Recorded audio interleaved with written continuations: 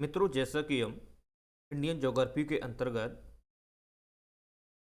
Physical geography में आपको भारत की खनिज संपदा पढ़ा रहे थे, तो उसके अंतर्गत जो भारत की खनिज संपदाएं थीं उनको हमने पूर्ण रूप से कंप्लीट कर लिया है। राइट। आज जो लेक्चर हम पढ़ाएंगे इसके अंतर्गत भारत के औद्योगिक सिस्टम को थोड़ा समझने का प्रयास करेंगे, क्योंकि कभी कभी आपने देखा हो जो भारत की औद्योगिक व्यवस्था है वो किस प्रकार की रही है, उसके पीछे क्या ऐसे मानदंड रहे हैं। राइट।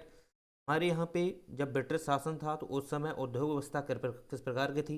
राइट। और इसके बाद स्वतंत्र भारत के बाद में जो औद्योगिक स्थापित किए गए थे द्वितीय पंचवर्षीय योजना में, वो कौन कौन से किए गए थे।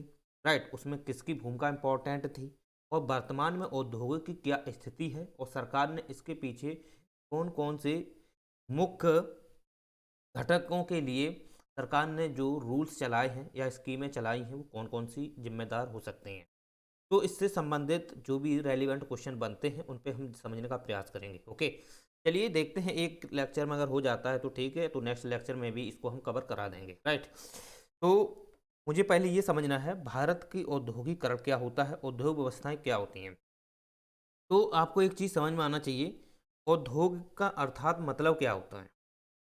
उद्योगों का मतलब क्या होता है, उद्योग का मतलब पहले समझ लो। देखिएगा क्या होता है कि अगर किसी देश को अगर डेवलप करना है, राइट, अगर किसी देश को डेवलप करना है तो उसे डेवलप करने के लिए उसके पास प्रमुख रूप से कुछ ऐसे संसाधन होने चाहिए जो किसी भी विनिर्माण क्षेत्र के द्वारा उसको क्या कर सकते हैं, रिसाइकिल करके उसे डेवलप कर सकते हैं। ठीक है। तो उद्योगों में आप जानते हो कि उद्योग एक प्रकार की देखा जाए तो फिजिकल सिस्टम होता है। राइट। एक फिजिकली सिस्टम होता है जहाँ पर सभी प्रकार के संसाधनों का उपयोग करते हुए आप देश का विकास करते हो, या हम कह सकते हैं अर्थव्यवस्था का औद्योगिकरण करते हो। उसमें उपस्थित जो भी मटेरियल होते हैं वो कहाँ रिसाइकिल किए जाते हैं, विनिर्माण क्षेत्र में, वही उद्योग कहलाते हैं। राइट। ये माइंड में आपके सेट हो जाना चाहिए। उद्योगों का मतलब ये होता है कि किसी भी देश की व्यवस्था को विकसित करने के लिए उपस्थित सभी प्रकार के संसाधनों का विनिर्माण के माध्यम से देश का विकास करना है। राइट। वही उद्योग कहलाते हैं। ठीक है। तो उद्योगों का आप ये चीज़ तो समझ लिया आपने। साथ ही साथ अगर आप जानते हो तो उद्योगों के लिए काफ़ी चीज़ें की आवश्यकता होती है, समझ रहे हो। अगर आप देखते हो तो उद्योगों के लिए बहुत सारे ऐसे मानदंड निर्धारित किए गए हैं। अगर वो मानदंड किसी क्षेत्र विशेष में या कोई गवर्नमेंट उसको प्रोवाइड करा देती है तो निश्चित रूप से उस क्षेत्र विशेष में या उस देश की सरकार में, राइट, उस देश में वो उद्योग स्थापित हो सकता है। समझ रहे हो। तो आप जानते हो कि जब भारत स्वतंत्र नहीं था तो स्वतंत्रता से पूर्व हमारे यहाँ की उद्योग की जो स्थिति थी वो दयनीय थी। राइट। वो कैसी थी, दयनीय थी। एक मिनट।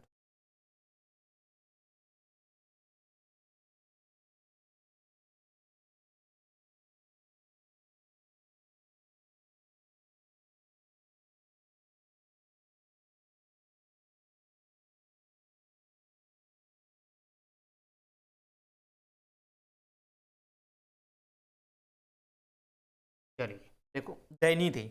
अब बात ये आई कि हमारे यहाँ पर उद्योग की जो कल्पना थी ब्रिटिश सरकार में कभी देखने को नहीं मिली। अगर ब्रिटिश सरकार में अगर कोई भी उद्योग स्थापित किया गया है, राइट, कोई भी उद्योग स्थापित किया गया है तो निश्चित रूप से वह उद्योग ब्रिटिश सरकार के माध्यम से नहीं है। हमारे यहाँ पर ही जो लोग काफ़ी डेवलप थे, राइट, जैसे रतन टाटा जी, जैसे अगर आप समझना चाहो, रतन टाटा हैं, ओम बिरला हैं, ऐसे उद्योग रहे हैं।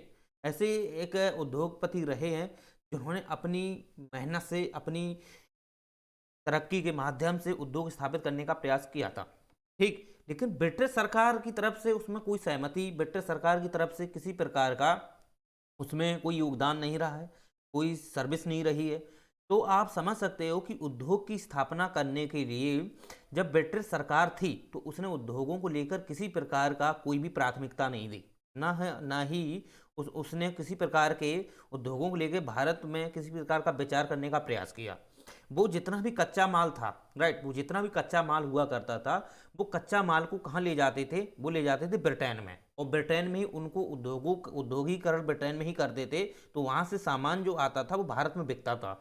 तो इस प्रकार से भारत क्या करता था, निरंतर जो भी वस्तुएं होती थी वो ब्रिटेन से आयात करता था, जबकि अपना कच्चा माल बेचता था।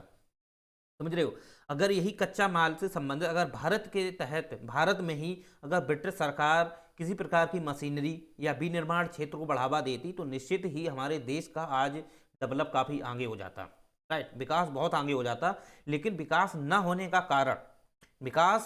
न होने का कारण यही है कि हमारे यहाँ पर वो देश जो ब्रिटिश का हमारा देश उपनिवेश रहा है, तो उस उपनिवेश के समय पे ही हमारे देश के जितना भी कच्चा माल था वो क्या करते थे, उसका उत्खनन करने के बाद वो कच्चा माल ब्रिटेन चला जाता था, राइट, वो ब्रिटेन चला जाता था। तो ब्रिटेन में उसका क्या होता था, विनिर्माण। विनिर्माण का मतलब ये है कि इसके अंतर्गत वो सभी की मशीनरी आ जाती हैं, जिससे कच्चा माल को क्या किया जाता है, यहाँ पर रिफाइन किया जाता है, और उन कच्चा माल के बाद में उनको पक्का बनाया जाता है, राइट। तो वही जो पक्का माल है वो ब्रिटेन में बनाया जाता था, भारत में नहीं बनाया जाता था। लेकिन अगर भारत में उस समय अगर ऐसे सिस्टम अगर ब्रिटेन करता, तो भारत में आज बहुत तरक्की होती। भारत भी आज अमेरिका जैसा, ब्रिटेन जैसा देश, फ्रांस जैसा देश, एक विकसित देश बना होता।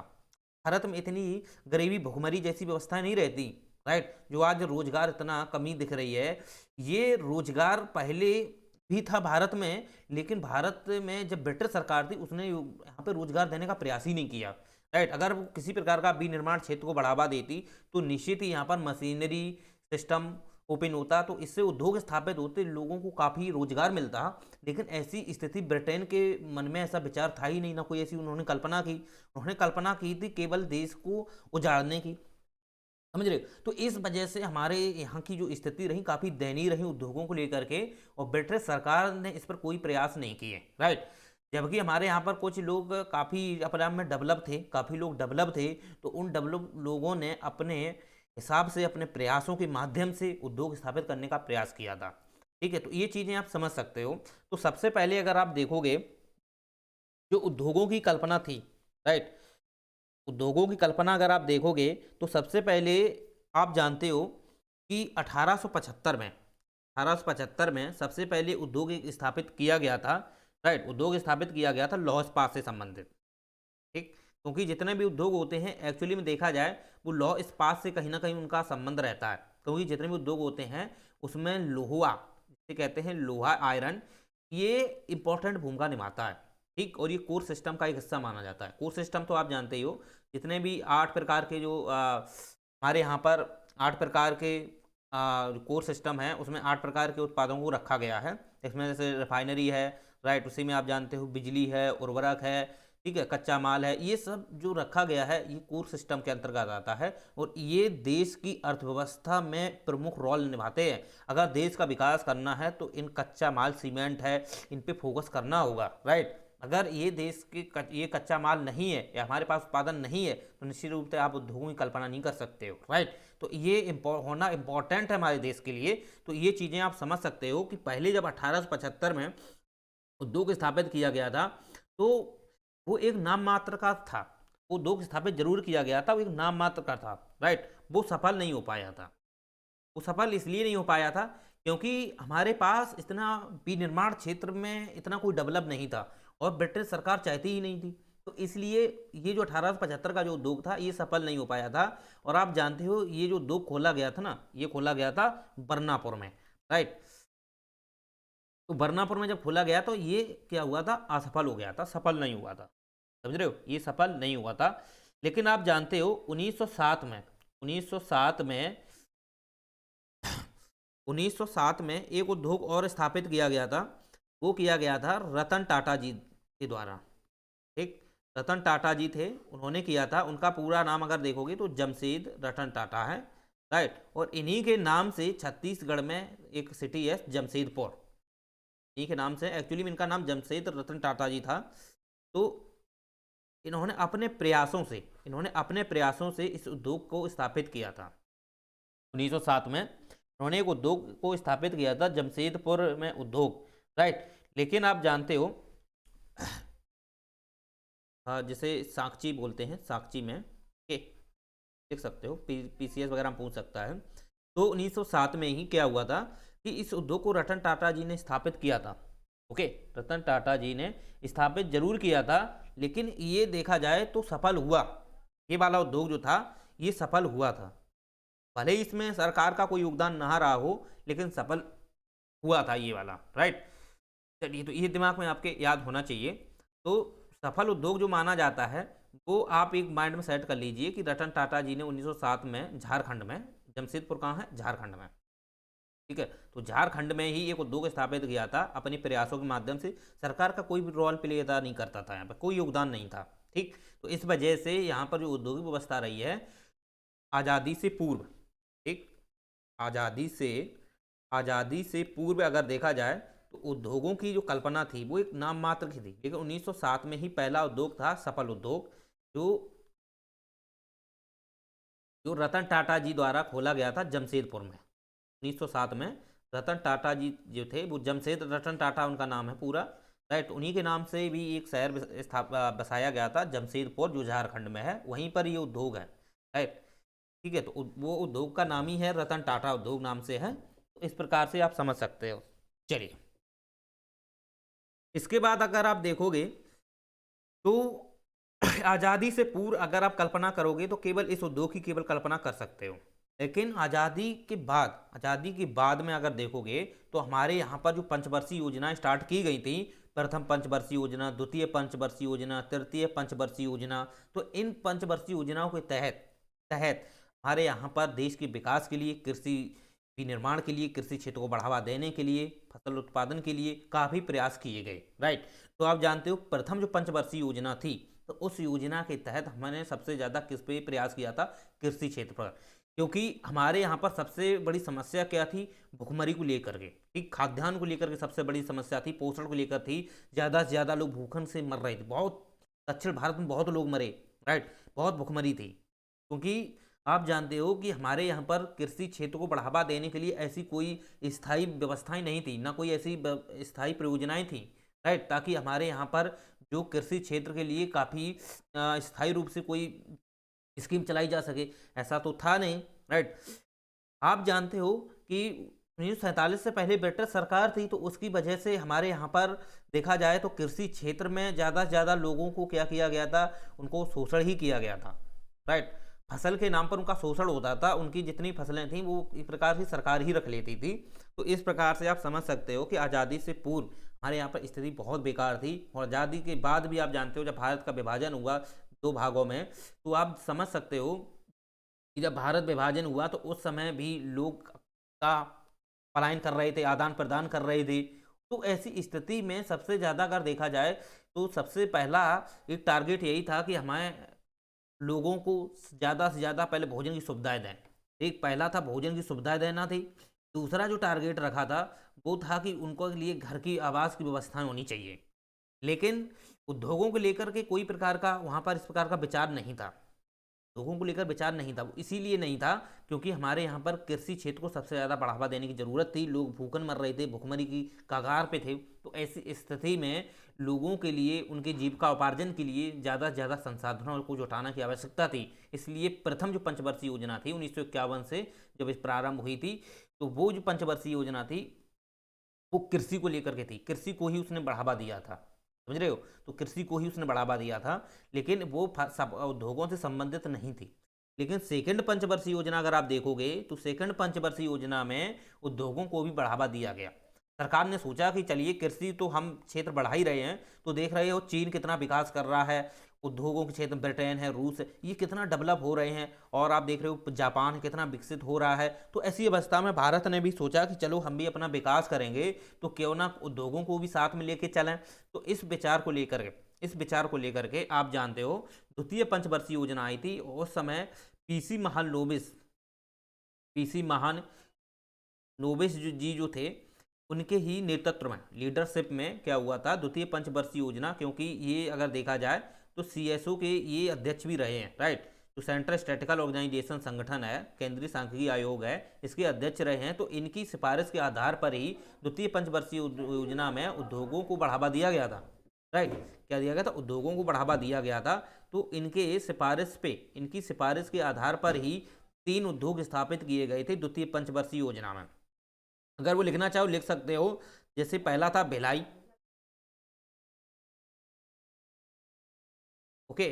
तो भिलाई जो उद्योग था, राइट, ये भिलाई जो उद्योग था, अगर ये देखोगे तो ये रूस के नेतृत्व में, रूस की सिफारिश के आधार पर, समझ रहे हो, रूस जो था, आप देखोगे कि भारत के पास इस प्रकार की कोई ऐसी व्यवस्थाएं नहीं थी, राइट। विनिर्माण क्षेत्र कम था, विनिर्माण क्षेत्र भी नहीं था, समझ सकते हो। इसके बाद हमारे पास ऐसी पूंजी नहीं थी, समझ रहे हो, पूंजी भी नहीं थी। तो इसके लिए ऐसे देशों की आवश्यकता थी हेल्प की। ओके, हेल्प की। लेकिन भारत पहले से डरा हुआ था कि अगर हम किसी देश से लेते हैं तो हो सकता है कहीं हम फिर से उपनिवेश ना हो जाएं। तो ये एक डर था, भय था लोगों के अंदर। तो फिर वो ज़्यादा से ज़्यादा, आप सोच रहे हो, इतना विकास करने के लिए इतने लोगों से, दूसरे देशों पर निर्भर नहीं होना चाह रहे थे। तो केवल उन्होंने एक मदद ली, केवल मदद लेना चाह रहे थे कि हमें मदद मिल जाए। तो उसी मदद से रूस की मदद से हम कह सकते हैं जो भिलाई स्टील प्लांट जो था वो खोला गया था, राइट। चलिए, तो ये समझ में आना चाहिए। जो भिलाई है वो वर्तमान में अगर देखोगे तो ये आपको मिलेगा छत्तीसगढ़ में। ठीक। तो छत्तीसगढ़ में जो पहला खोला गया था वो खोला गया था भिलाई दो। ओके। चलिए, तो ये आपको समझ में आना चाहिए। इसके बाद आप जानते हो कि दूसरा जो था, दूसरा जो ओपन हुआ था, अगर वो देखा जाए तो दुर्गापुर, राइट। दुर्गापुर जो उद्योग था, राइट, दुर्गापुर जो उद्योग खोला गया था वो ब्रिटेन की मदद से, राइट, ब्रिटेन की मदद से दुर्गापुर में उद्योग स्थापित किया गया था। पश्चिम बंगाल, दुर्गापुर कहाँ है? पश्चिम बंगाल में है। देखो, जो जो हम फैक्ट लिखा रहे हैं ना, ये इंपॉर्टेंट है एग्जाम के लिए। और जो तीसरा था, ये सभी जो है ना, ये वाले, ये जो तीन है, तीसरा और लिख लो। दुर्गापुर के बाद आता है आपका, दुर्गापुर है, भिलाई है, उसके बाद तीसरा जो था वो जर्मनी की मदद से, राइट, जर्मनी की मदद से राउरकेला जो स्टील प्लांट, एक्चुअली में ये क्या है? स्टील प्लांट है, लौसपात स्टील प्लांट है, राइट। स्टील प्लांट जो था ये खोला गया था। एक्चुअली में देखा जाए तो ये बॉक्साइट से संबंधित थे, ठीक है। ये जर्मनी की हेल्प से खेला गया था। राउरकेला आपका उड़ीसा मिलेगा, समझ रहे हो। तो ये जो तीन थे, ये जो तीन स्टील प्लांट जो थे, ये द्वितीय पंचवर्षीय योजना, ये द्वितीय पंचवर्षीय योजना जो थी, इसी के तहत ये स्थापित किए गए थे, राइट। द्वितीय पंचवर्षीय योजना थी, इसी के तहत ये स्थापित किए गए थे। जबकि चौथा अगर आप देखोगे, चौथा जो था बोकारो, बोकारो जो स्टील प्लांट था, ये रूस की मदद से, पुनः रूस की हेल्प से खोला गया था आपका झारखंड में। ओके। तो इस प्रकार से ये चार जो उद्योग थे ये स्थापित किए गए थे प्रथम, द्वितीय पंचवर्षीय और तृतीय पंचवर्षीय योजना। तृतीय पंचवर्षीय योजना जो थी ना, वो कृषि को लेकर के और उद्योगों को लेकर, दोनों को लेकर के थी। तृतीय पंचवर्षीय योजना तो कृषि क्षेत्र में भी बढ़ावा देना था, उद्योगों को भी बढ़ावा देना था। जबकि प्रथम पंचवर्षीय योजना थी वो केवल केवल कृषि संबंधित थी। दूसरी जो थी वो केवल उद्योगों से संबंधित थी। जो तीसरी थी वो दोनों से संबंधित थी। इन तीन पंचवर्षीय योजनाओं को माइंड में सेट कर लीजिए, ठीक है। प्रथम जो थी वो 1951 से 1956 तक रही, एक, और 1956 से 1961 तक थी, राइट, और 1961 से 1966 तक, राइट। ये जो तीन पंचवर्षीय योजनाएं थी, इन पर सरकार ने सबसे ज़्यादा बल दिया। प्रथम में कृषि पे दिया, दूसरे में उद्योगों पे दिया, तीसरी जो थी ये दोनों पर, इन दोनों पर ही निर्भर थी, राइट। कृषि और उद्योग दोनों को बढ़ावा देने के लिए थी। ये वाली इंपॉर्टेंट है, पूछा जा सकता है। चलिए, तो उम्मीद करते हैं आपको ये चीज़ें समझ में आई होंगी। इसके बाद जानते हो कि ये तो समझ में आ गया, लेकिन एक चीज़ और समझ लो, थोड़ा इसकी पृष्ठभूमि को अगर और डिटेल से समझ लेते हो तो आप निश्चित ही आप इसके मानदंडों को लेकर के समझ में आ जाएगा। साथ ही साथ आप जानते हो कि जो भी वर्तमान में आज उद्योग स्थापित करने के लिए जो मानदंड निर्धारित हैं उनको थोड़ा अगर समझ लेते हो तो इसकी बहुत ही काफ़ी आपको डिटेल से समझ आ जाएगा। एक चीज़ समझो, पहले पहले आप ये समझो कि उद्योग उद्योग के प्रकार, राइट, उद्योगों के प्रकार क्या होते हैं। क्योंकि ऐसा है कि उद्योग जो होते हैं तो वो तो आपको समझ में आ गया कि अगर आप जानते हो किसी देश को विकास करना है तो निश्चित रूप से आपको क्या करना है, आपके पास संसाधन होने चाहिए। आपके पास संसाधन होने चाहिए। संसाधन को अगर आप पक्का बनाना है तो उसके लिए आपके पास मशीनरी जैसी व्यवस्थाएं होनी चाहिए। अगर आपके पास टेक्नोलॉजी नहीं है तो आप निश्चित उसका विकास नहीं कर पाओगे, राइट। फिर छोटे छोटे उद्योग आप खोल पाओगे, कुटीर उद्योग। कुटीर उद्योगों में बड़ी टेक्नोलॉजी की जरूरत नहीं पड़ती है, लेकिन आपके पास उन संसाधनों का प्रयोग नहीं कर पाओगे जो बड़े बड़े उद्योगों पर निर्भर करते हैं, राइट। तो आप एक चीज़ समझ लीजिए, उद्योगों के प्रकार से अगर आप चीज़ देखोगे कि देश का विकास करने में, देश के विकास में ये उद्योगों के कई टाइप होते हैं, ठीक, कई टाइप होते हैं। जिसमें आपने पढ़ा हुआ कच्चा माल पे आधारित उद्योग होते हैं, ठीक। इसी में आपने देखा होगा कि कुछ उद्योग ऐसे होते हैं जो फसलों पर आधारित होते हैं, या फसलों पर आधारित, राइट। पहला होता है कच्चा माल पर आधारित, जिसमें खनिज संपदाएं आती हैं। दूसरा है आपका फसलों पर आधारित होते हैं। और तीसरा ऐसे उद्योग होते हैं जो पहले और दूसरे दोनों पर डिपेंड होकर के एक असेंबलर, जिसे बोलते हैं असेंबलर उद्योग। ये भी तीन प्रकार, मतलब ऐसे तीन प्रकार के उद्योगों बोले जाते हैं। तो पहला आप समझो कि अगर देश में अगर अर्थव्यवस्था का औद्योगिकीकरण करना है, औद्योगिकीकरण, इसका मतलब ये होता है कि देश में जो भी हमारे पास संसाधन है, उन संसाधनों का उद्योगों को स्थापित करते हुए सरकार द्वारा उसमें क्या किया जाए, औद्योगिकीकरण किया जाए। अर्थात सरकार के माध्यम से, अगर जो उद्योग स्थापित किए गए हैं उन उद्योगों में पर्याप्त संसाधनों का उपयोग करते हुए अगर सरकार उसमें हस्तक्षेप करती है तो निश्चित रूप से वो सरकार द्वारा ही एक बोले जाते हैं कि सरकार ने इसमें क्या किया, अपना निवेश किया, राइट। तो उनके माध्यम से जो सरकार करती है उसका बोला जाता है औद्योगिकीकरण, राइट। तो मुझे क्या करना था, अर्थव्यवस्था का औद्योगिकीकरण। तो अर्थव्यवस्था का औद्योगिकीकरण करने के लिए सबसे पहले ये जानना था कि हमारे पास क्या क्या मानदंड होने चाहिए। औद्योगिकरण तो तभी कर सकते हो जब हमारे पास पर्याप्त संसाधन हो, पर्याप्त मानदंड। जो औद्योगिकरण के कुछ मानदंड होते हैं जो उसने निर्धारित किए हैं उद्योगों की तरफ से, तो उनको अगर वो चीज़ें हमारे पास हैं तो निश्चित ही आप उद्योग स्थापित कर सकते हो। तो पहले आप यही चीज़ें समझ लो कि उद्योगों के प्रकार में अगर आप जानते हो तीन प्रकार के होते हैं। पहला आप जानते हो खनिज संपदा पर आधारित, खनिज संपदा पर आधारित,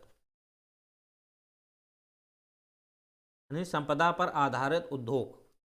देखो, अगर आप जानते हो कि हमारे यहाँ पे तीन सेक्टर होते हैं। पहला सेक्टर आप जानते हो प्राथमिक क्षेत्र होता है, राइट। द्वितीयक क्षेत्र होता है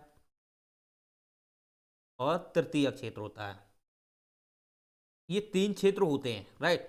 ये तीन क्षेत्र होते हैं। इन्हीं तीन क्षेत्रों पर संपूर्ण देश की अर्थव्यवस्थाएं चलती हैं। संपूर्ण देश की अर्थव्यवस्था इन्हीं पे ही चलती हैं। बस इतना जरूर है कि कोई देश ऐसा है जो तृतीय पे सबसे ज़्यादा फोकस किए है, कोई द्वितीय पे किए है, कोई प्राथमिक पे किए है। तो इनको लेकर आप जानते हो जब स्टार्टिंग होती है ना तो वो सबसे ज़्यादा जो डिपेंड होता है वो प्राथमिक पे डिपेंड होता है। लेकिन समय के साथ परिवर्तन होता जाता है तो इसकी वैल्यू कम होती जाती है, इसमें वृद्धि होती है, इसमें भी वृद्धि होती है, राइट। इसमें तो वृद्धि रहेगी लेकिन इसमें कमी आ जाएगी, समझ रहे हो। इसमें कमी है क्योंकि ये तकनीक है, विनिर्माण क्षेत्र है। विनिर्माण क्षेत्र में आप देखोगे तो इसका तो बढ़ावा होगा ही, इसमें तो विस्तार होगा ही, लेकिन उससे ज़्यादा इसका होगा तृतीयक का।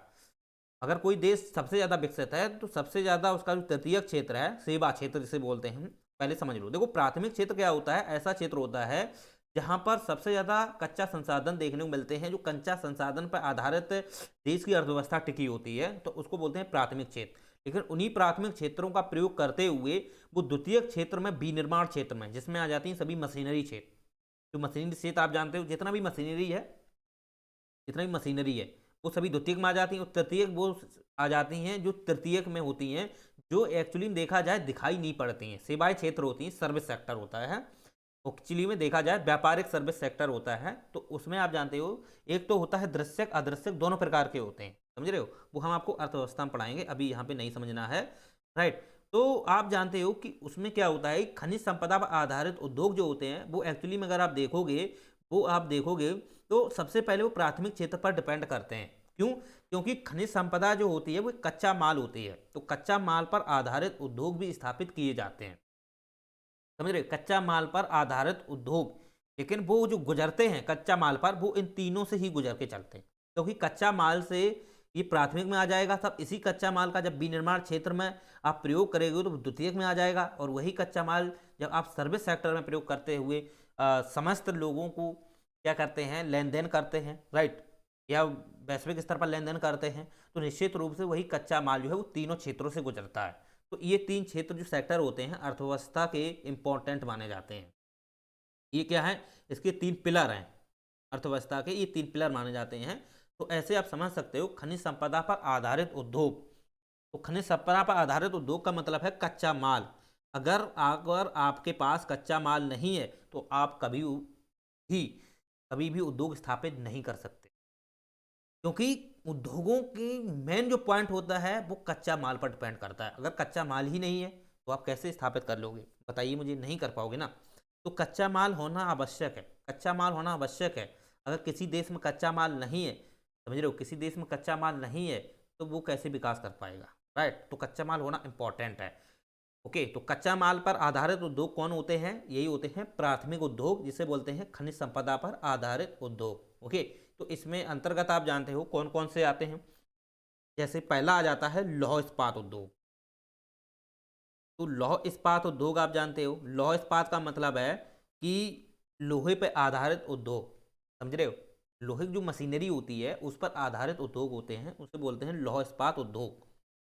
क्योंकि लोहे का जो अंतिम संस्करण होता है उसे बोलते हैं इस्पात, ठीक है। इसमें जो कार्बन की मात्रा होती है बहुत ही कम होती है, नगण्य प्रकार की होती है, इतना ही बहुत कठोर होता है, तो इसी पर आधारित उद्योग होते हैं। और आप जानते हो लौह जो क्या होता है, लोहा आप जानते हो, इसमें आपको ऑलरेडी बताए थे लोहा। लोहा में आप जानते हो कच्चा माल क्या है इसका, अयस्क। अयस्क हमने आपको बताया था मैग्नेटाइट है, हेमेटाइट है, ठीक, सिडेराइट है, मैग्नेटाइट है, ये चार अयस्क मैंने आपको बताए थे, इसी पर आधारित है, समझ रहे हो। और उसका जब क्या करते हैं, पात्या भट्टी से उनको रिफाइन करते हैं तो निश्चित रूप से उसको लोहा बनाते हैं। फिर उसमें बताया था ढलवा लोहा, पिटवा लोहा, राइट, फिर इसी इस्पात। तो इस प्रकार से इस पर आधारित जो होते हैं वो कच्चे माल पर, क्योंकि लोहा एक कच्चा माल होता है अयस्क के रूप में, ऑक्साइड के रूप में, ठीक। तो उस पर आधारित उद्योग जो होते हैं उनको बोलते हैं लौह इस्पात उद्योग, राइट, लौह इस्पात उद्योग। दूसरा अगर आप देखोगे तो दूसरा भी इसमें आ जाता है सीमेंट पर आधारित उद्योग। तो सीमेंट हम कह सकते हैं इसे सीमेंट उद्योग एक्चुअली में ये देखोगे ना तो कोर इंडस्ट्री से संबंधित है, कोर इंडस्ट्री, समझ रहे हो। तो इसमें आ जाते हैं सीमेंट उद्योग। सीमेंट आप जानते हो चूना पत्थर और जिप्सम से मिलकर बनती है, ठीक है। तो चूना पत्थर जिप्सम पर आधारित उद्योग, चूना पत्थर क्या है, कच्चा माल है, जिप्सम क्या है, कच्चा माल है। इन दोनों को मैं ऑलरेडी पढ़ा चुके हैं, ऑलरेडी पीछे के लेक्चर देखो, उसमें कंप्लीट आपको समझाए हैं चूना पत्थर और जिप्सम। अब इन दोनों को मिलाकर जो उद्योग स्थापित किया जाएगा वो सीमेंट उद्योग स्थापित किया जाएगा। और सीमेंट उद्योग सबसे ज़्यादा अगर देखोगे तो ये कहाँ पे मिलेंगे, मध्य प्रदेश में, क्योंकि वहाँ पर सीमेंट से संबंधित चूना पत्थर जिप्सम बहुत ज़्यादा है, चूना पत्थर जिप्सम, तो वहाँ पर सबसे ज़्यादा उद्योग स्थापित किए गए हैं सीमेंट से संबंधित। तीसरा अगर आप देखोगे तो तीसरे अंतर्गत आप जानते हो एल्यूमिनियम उद्योग। तो एल्यूमिनियम उद्योग आप जानते हो, जिसमें आपको मैंने बताया था एल्यूमिनियम जो उद्योग हैं उसमें आपने पढ़ा हो हिंडाल्को जो उद्योग हैं बॉक्साइट से संबंधित हैं, राइट। तो बॉक्साइट पे डिपेंड करते हैं, समझ रहे हो। तो हिंडाल्को हिंदुस्तान कॉरपोरेशन ऑर्गेनाइजेशन है हिंडाल्को, राइट। फिर है तो इंडियन है कॉरपोरेशन है, ठीक। ये जो उद्योग है ना एल्यूमिनियम पर आधारित उद्योग है, किस पर है, एल्यूमिनियम पर आधारित उद्योग होते हैं, इनको आपको समझ में आना चाहिए। चौथा उद्योग देखोगे उर्वरक पर आधारित होते हैं। उर्वरक, तो उर्वरक आप जानते हो एक्चुअली में उर्वरक जो होती है ये नेफ्था से बनती है, और नेफ्था जो प्रवाही आसवन के माध्यम से निकाला जाता है वो पेट्रोलियम से, ठीक। इससे पेट्रोलियम से निकाला जाता है। तो पेट्रोलियम क्या है, इसका कच्चा माल है। पेट्रोलियम कच्चा माल है, इसको क्या किया गया, रिफाइन करके नैप्था, नैप्था से यूरिया। तो उर्वरक जो है आप किस पे डिपेंड होती है, वो होती है पेट्रोलियम पर है। और पेट्रोलियम क्या है, कच्चा माल है। बॉक्साइट क्या है, कच्चा माल है, राइट। इसी से एल्यूमिनियम उद्योग स्थापित किए गए। चूना पत्थर जिप्सम क्या है, ये कच्चे माल है, मिट्टी की चट्टानों में निकलते हैं। तो ये सीमेंट इससे बनती है, तो सीमेंट उद्योग है। लोहा देखो, लोहा पे डिपेंड होने वाले इस्पात है उद्योग हैं, लोहा उद्योग है। तो ये सभी किस पे डिपेंड है, ये सभी किस पे डिपेंड है, ये है खनिज संपदा पे। समझ रहे हो, यही सभी किस पे डिपेंड है, खनिज संपदा पे हैं। तो खनिज संपदा पर आधारित जो उद्योग होते हैं उसमें लौह इस्पात उद्योग हुए, सीमेंट उद्योग हुए, एल्यूमिनियम उद्योग हुए, उर्वरक उद्योग हुए, ये सभी जो उद्योग हैं, राइट, ये सभी जो उद्योग हैं ये किस पे डिपेंड होते हैं, खनिज संपदा पर। तो इतना माइंड में आपके सेट होना चाहिए। चलिए, इसके बाद आप जानते हो कि उर्वरक की अगर बात की जाए तो इसमें अगर आप जानते हो तो क्या क्या, फास्फेट भी होता है, एक फास्फेट पर आधारित उद्योग होता है। उसमें एक जानते हो उर्वरक में कई ऐसी होती हैं, जैसे डीएपी है, एनपीके है, राइट, फास्फेट वाली भी है, नीम कोटेड यूरिया हैं, ऐसे पे बहुत सारी हैं। तो फास्फेट भी आप जानते हो एक प्रमुख रोल अदा करता है उर्वरक में, राइट। तो फास्फेट पर आप जानते हो आधारित भी उद्योग मिलते हैं, फास्फेट पर आधारित उद्योग होते हैं, क्योंकि उर्वरक में देखते हो तो जहाँ यूरिया बनती है तो वहाँ पर एक यूरिया उद्योग हो जाएगा उर्वरक क्षेत्र में ही। उर्वरक क्षेत्र में ही फास्फेट पर डिपेंड जो यूरिया खाद बनाई जाती है, तो उर्वरक बनाया जाता है, तो फास्फेट पर डिपेंड आधारित उद्योग हो जाएगा। ठीक है, तो इस प्रकार से आप ऐसे समझ सकते हो। चलिए, तो उम्मीद करते हैं आपको खनिज संपदा पर आधारित उद्योग जो है वो आपको कंप्लीट समझ में आ गए होंगे। दूसरा अगर आप देखोगे तो ये होते हैं फसल पर आधारित उद्योग। तो दूसरा है फसल पर आधारित।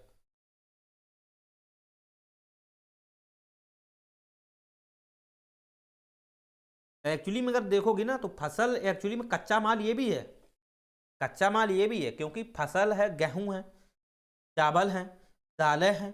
क्या आप ऐसे ही खा लोगे क्या उनको, कच्चे हैं वो कच्चे हैं खा लोगे क्या? अगर आप कृषि से निकालते हो, राइट, कृषि से निकालते हो गेहूं को, तो अगर गेहूं में विनिर्माण क्षेत्र में वो उपयोग नहीं किया जाएगा, तो अगर गेहूं से आटा नहीं बनाया जाएगा तो फिर कैसे खा लोगे, गेहूं तो खा नहीं लोगे। तो एक्चुअली में गेहूं जो है वो भी एक्चुअली में क्या है, कच्चा माल ही है, वो भी एक कच्चा माल ही है, लेकिन वो खनिज संपदा नहीं है, खनिज नहीं है, राइट। खनिज होते हैं मिट्टी में, चट्टानों में निकलते हैं, लेकिन फसल जो होती है वो ऊपर चट्टानों में या जो कृषि होती है ऊपर से की जाती है, राइट। तो उसमें फसल पर आधारित होते हैं, फसलों के माध्यम से जो भी हम उत्पादन करते हैं वो कच्चा माल जरूर है, लेकिन वो खनिज नहीं होता है। ठीक है, तो एक्चुअली में यही दिमाग में आपके होना चाहिए कि फसल पर आधारित उद्योग कौन कौन से होते हैं। तो आपको एक चीज़ माइंड में सेट होना चाहिए, फसल पर आधारित जितने उद्योग हैं वो सभी प्राथमिक में आ जाते हैं। समझ रहे हो, वो प्राथमिक चीजें हैं, फसल क्या है, प्राथमिक चीजें हैं। और जब यही प्राथमिक चीजें जो है ना, प्राथमिक चीजें ये वाली, ठीक, यही प्राथमिक चीजें जब विनिर्माण क्षेत्र से उपयोग होके जाती है ना, तो वो क्या बन जाती हैं, वो आपकी बन जाती है फसल पर आधारित उद्योग। क्योंकि उद्योग जो होते हैं वो द्वितीय क्षेत्र में आते हैं। समझ रहे हो, उद्योग जो है वो द्वितीय क्षेत्र में आते हैं, क्योंकि रिसाइकल वहीं से किया जाता है। अगर गेहूं है तो गेहूं को चक्की में पीसा जाता है, तो चक्की क्या है, एक विनिर्माण क्षेत्र है, राइट। तो चक्की क्या है, विनिर्माण क्षेत्र। तो चक्की जो होती है वो भी एक प्रकार का उद्योग है, वो भी क्या है, एक उद्योग है, वो भले ही छोटा है, एक उद्योग है, राइट। तो वो है फसल पर आधारित। तो फसल पर आधारित उद्योग को समझ लो। तो फसल पर आधारित उद्योग आप जानते हो कौन कौन से होते हैं।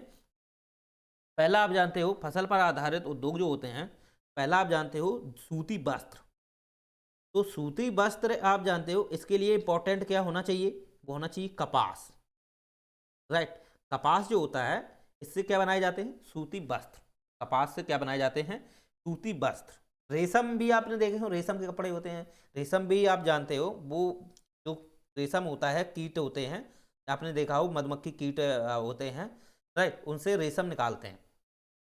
कीट पतंगे होती हैं ना, उनसे रेशम निकालते हैं। तो रेशम पर आधारित भी होते हैं, वो भी आप जानोगे। तो रेशम क्या है, रेशम भी आप जानते हो क्या है, वो भी फसल है, राइट, वो भी फसल है। लोग कीटों के माध्यम से रेशम निकालते हैं, वो हमने आपको प्रोसेस बताया था, राइट। तो वो भी क्या है, वो भी फसल पर ही आधारित है, राइट। तो सूती वस्त्र जो है वो किससे बनते हैं, कपास। और कपास क्या है, एक प्रकार का कच्चा माल है, लेकिन कच्चा माल जरूर है, लेकिन ये खनिज नहीं है। ठीक है, ये कच्चा माल जरूर है लेकिन खनिज नहीं है। लेकिन ये जो कच्चा माल जो है ना, ये फसल है, ये क्या है, फसल है।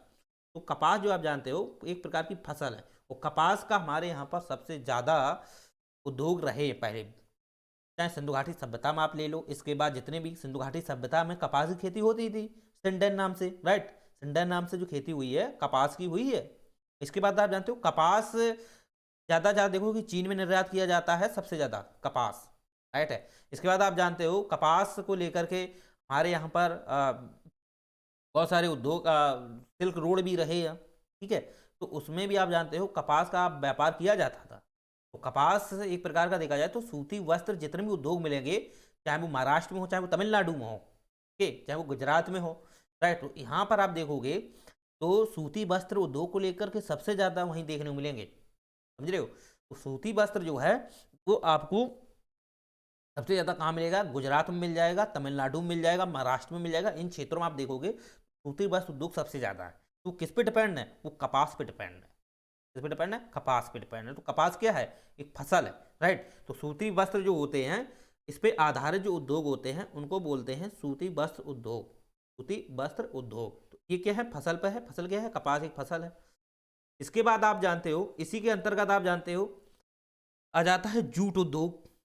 तो जूट आप जानते हो, जूट उद्योग, जूट उद्योग है, फसल सूती वस्त्र उद्योग है। जूट उद्योग आप जानते हो कौन से ऐसे होते हैं जैसे जो जूट पे डिपेंड करते हैं, जिसमें आपने देखा हो जैकेट है, चटाई है, बोरा है, आपने जो और अन्य बहुत सारे आपने देखे हो जो बनती हैं, राइट, जो रस्सी देखी हो आपने, चटाइयाँ बनती हैं, ये जूट पे डिपेंड होती हैं। जूट एक प्रकार की देखोगे तो फसल है लेकिन वो प्लास्टिक नुमासी होती है, ठीक है। जूट जो है एक प्रकार की प्लास्टिक नुमासी होती है, डेल्टाई क्षेत्र में सबसे ज़्यादा देखने को मिलेगी, ठीक है। तो जूट उद्योग जो है ना, जूट उद्योग डेल्टाई क्षेत्रों में मिलती है, जो आप जानते हो कि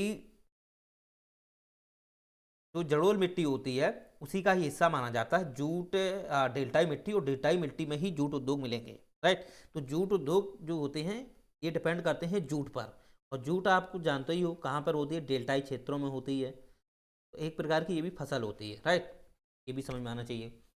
इसके बाद तीसरा जो है वो होता है आपका चीनी उद्योग। तो चीनी उद्योग आपने देखे हो, मिलें होती हैं चीनी की, एक चीनी की मिल देखी हो, चीनी मिल। तो चीनी उद्योग भी होते हैं और ये डिपेंड करते हैं गन्ना पर, राइट, गन्ना पर डिपेंड करते हैं। चीनी उद्योग के अंतर्गत मिठाई उद्योग भी ले लेते हैं, उसी में शामिल कर लेते हैं। तो ये गन्ना पे निर्भर करती हैं। तो गन्ना आप जानते हो, गन्ना आप जानते हो सबसे ज़्यादा कहाँ होता है, तो यूपी में होता है। तो यूपी में आपको बहुत सारी चीनी उद्योग मिल जाएंगे, बहुत सारे आपको चीनी उद्योग मिलेंगे यूपी में, राइट। इसके बाद सबसे मोटा गन्ना अगर आप देखोगे तो कहाँ होता है, वो होता है तमिलनाडु में।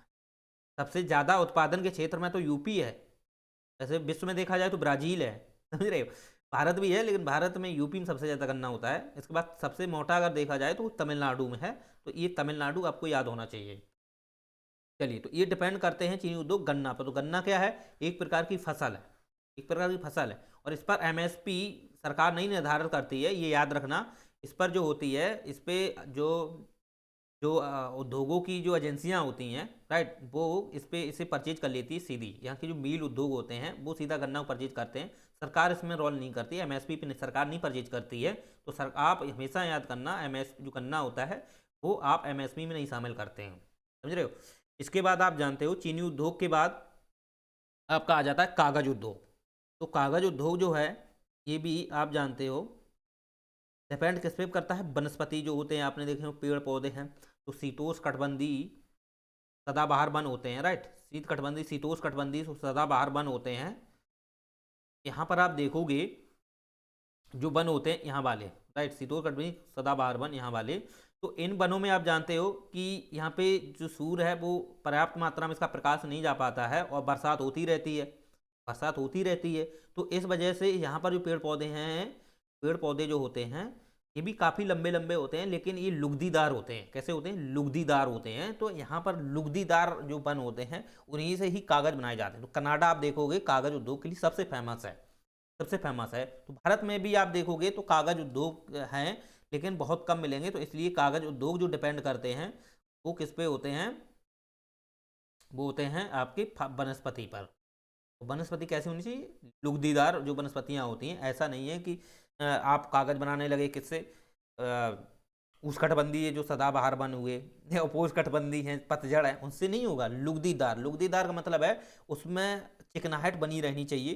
दूसरी बात है कि जब वो पेड़ को आप काटते हो तो उसमें लुगदी जैसे गीला गीला सा निकलना चाहिए, तो वो लुगदीदार होते हैं, राइट। तो उससे कागज उद्योग स्थापित किए जाते हैं।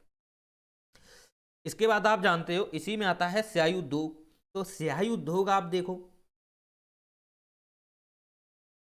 स्याही उद्योग भी आप देखोगे तो ये जो स्याही बनती है, राइट, स्याही जो बनती है, स्याही जो बनती है, तो इनके लिए भी आप जानते हो कच्चे माल या फसल की ज़रूरत होती है, समझ रहे हो। तो इस पे डिपेंड भी स्याही उद्योग से संबंधित बहुत सारे आपने देखे हों जो स्याही बनाई जाती है, जैसे अमिट स्याही आपने नाम सुना हो, राइट। तो वो एक प्रकार का देखा जाए तो वो तो सिल्वर ऑक्साइड उस पर डिपेंड करता है। तो ये स्याही हम उस स्याही को हम शामिल नहीं कर रहे हैं इसमें। बहुत सारी स्याहियाँ आपने देखी हों जो बनती हैं, वो भी डिपेंड करती हैं, स्याही उद्योग जो होते हैं वो भी वनस्पतियों पे भी डिपेंड करते हैं और अन्न पे भी डिपेंड करते हैं। तो एक बार देख लेना। चलिए, तो इसके बाद आप जानते हो चमड़ा उद्योग भी आता है। चमड़ा, चमड़ा उद्योग के लिए कानपुर देखो रियल हीरो है चमड़ा उद्योग के लिए। तो चमड़ा उद्योग आप देख लो, ठीक है, इसमें चमड़ा का प्रयोग करते हैं। तो ये क्या है, ये सभी क्या है, ये सभी क्या है, ये हैं फसल पर आधारित उद्योग, ये है फसल पर आधारित उद्योग। अब बात ये आती है कि उद्योगों के प्रकार में 3 प्रकार के होते हैं, तो 1 और 2 मैंने आपको समझा दिया है। अब जो तीसरा प्रकार होता है ये होता है इलेक्ट्रॉनिक पे सिस्टम पर, असेंबलर उद्योग जिसे बोलते हैं। इसमें ना फसल, इसमें अगर आप देखोगे ना, इसमें इसका जो पृष्ठभूमि होती है, 1 मिनट वेट करो, इसको थोड़ा डिलीट कर देते हैं फिर समझाते हैं। तीसरे में आते हैं असेंबलर उद्योग। चलिए इसको थोड़ा समझ लो। देखो असेंबलर उद्योग जो होते हैं ना, एक्चुअली अगर आप देखोगे तो ये डिपेंड करते हैं इलेक्ट्रॉनिक मशीनरी पर, इलेक्ट्रॉनिक सिस्टम मशीनरी। जितने भी आपको ऑटोमोबाइल उद्योग मिलेंगे ना, ऑटोमोबाइल उद्योग हैं, राइट, ऑटोमोबाइल उद्योग हैं, इलेक्ट्रॉनिक उद्योग हैं, मशीनरी टेक्नोलॉजी जितनी भी हैं, ये सभी क्या हैं, ये प्रकार के असेंबलर उद्योग हैं, राइट। ये क्या हैं, सभी असेंबलर उद्योग हैं। जैसे आप जानते हो असेंबलर उद्योग को पहले समझो। असेंबलर उद्योग आप जानते हो ऐसे उद्योग होते हैं जो किसी एक उद्योग के माध्यम से वो स्थापित नहीं होते हैं। मतलब ऐसे हम कह सकते हैं असेंबलर उद्योग ऐसे होते हैं जो केवल एक ही उद्योग पे डिपेंड नहीं होते हैं, समझ रहे हो। इसका मतलब ये हुआ कि जैसे इलेक्ट्रॉनिक सिस्टम है या ऑटोमोबाइल है, राइट। ऑटोमोबाइल में आप जानते हो वाहन बनते हैं, जैसे वाहन आप जानते हो 4 व्हीलर हैं, 2 व्हीलर हैं, साइकिल हैं, जैसे ये ऑटोमोबाइल से संबंधित हैं। यहाँ पर अगर बनाए जाते हैं तो जहाँ पर ये विकसित किए जाते हैं, जहाँ पर ये वाहनों को विकसित किया जाता है तो वो एक उद्योग अलग होता है, समझ रहे हो। लेकिन जहाँ पर इसके कलपुर्जे बनते हैं, जहाँ पर इसके कलपुर्जे बनते हैं तो वो एक उद्योग अलग हो जाता है। तो इस प्रकार से हम कह सकते हैं कि असेंबलर उद्योग ऐसे होते हैं जो किसी एक उद्योग पर डिपेंड नहीं होते हैं, वो कई उद्योगों पर, अलग अलग उद्योगों पर उनके सामान सिस्टम बना करके जब वो जहाँ पे विकसित किए जाते हैं वहाँ पे बोलते हैं उसका असेंबलर उद्योग।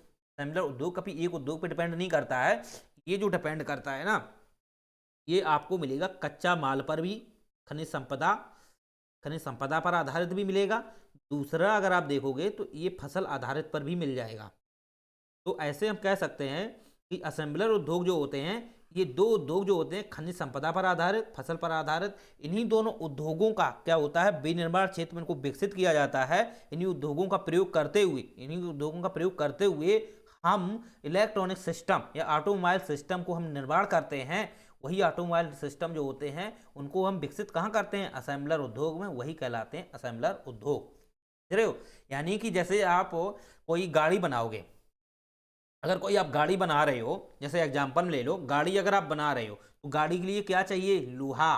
क्या चाहिए, लोहा। लोहा किस पे डिपेंड करता है, खनिज पर, समझ रहे हो। लोहा किस पे है, खनिज संपदा पे ही है, ठीक। तो गाड़ी कोई भी होगी तो वो गाड़ी जो बनाई जाएगी उसमें लोहा होना जरूरी है, और लोहा जो है वो डिपेंड किस पे कर रहा है, खनिज संपदा पर। तो क्यों ना खनिज संपदा का इसमें देखो रोल है, बिल्कुल है। इसके बाद आप जानते हो फसल पर आधारित उद्योग, जैसे आप जानते हो जितनी भी सीटें होती हैं गाड़ियों की, वाहन की सीटें होती हैं, आप जानते हो ये कहाँ से होती, कच्चे फसल पे डिपेंड करती हैं। जैसे जूट की आप मान लो सीटें बनाई गई, ठीक, तो सीटें जो होती हैं जूट की भी, रुई बहुत सारी बनती हैं, तो वो फसल पे होती हैं। तो जैसे सीटें होती हैं, जैसे सीट है तो सीट में आप जानते हो गद्दी, गद्दी इसे बोलते हैं, ऊपर की चादर होती है, ये सब किस पे डिपेंड करती हैं, ये खनिज संपदा पे नहीं होती, ये होती फसल पर आधारित, राइट, ये होती फसल पर आधारित। तो यहाँ से ये बनाई जाती हैं सीटें। तो सीट के लिए अलग से कलपुर्जे बनाए जाते हैं, लोहा के लिए अलग से उसके कलपुर्जे बनाए जाते हैं। तो इस प्रकार से लोहे के अलग कलपुर्जे हो गए, सीटों के अलग कलपुर्जे हो गए। जब इन दोनों को ऐड करके, इन दोनों को जोड़ करके जो उद्योग स्थापित किया जाएगा या हम जिस वाहन को विकसित करेंगे, वही बोलते हैं असेंबलर उद्योग। उम्मीद करते हैं आपको ये डेफिनेशन स्पष्ट समझ में आ गई होगी। समझ रहे हो? तो असेंबलर उद्योग क्या होते हैं? ऐसे उद्योग जो कई उद्योगों पर डिपेंड होकर के अगर किसी मशीनरी को विकसित करते हैं, तो उसमें सभी उद्योग जितने भी होते हैं उनका कहीं ना कहीं प्रयोग होता है, तो वही उद्योग होते हैं असेंबलर उद्योग।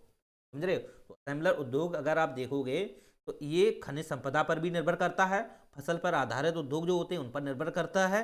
तो इस प्रकार से इन दोनों उद्योगों की भूमिका होती है तीसरे इस उद्योग में।